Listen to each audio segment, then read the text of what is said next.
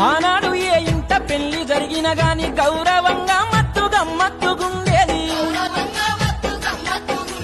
తల్లిదండ్రి పెళ్లి సంబంధము చూస్తే సచ్చినట్టు మచ్చి సంబూరపడుదురు. ఇవేమి రోజులు పాడు బీడుగాను సినిమాల చిత్రమో చదువు విచిత్రమో. పట్టుమని 10 ఏళ్ళు నిండి ఉంటాయో లేదో లాగుతాడు గడువాడు లవ్వాని అంటాడు. వాయి వరిసే ఉంటే ఆ రోజుల్లో సాటు మాటు సరసమాడేది.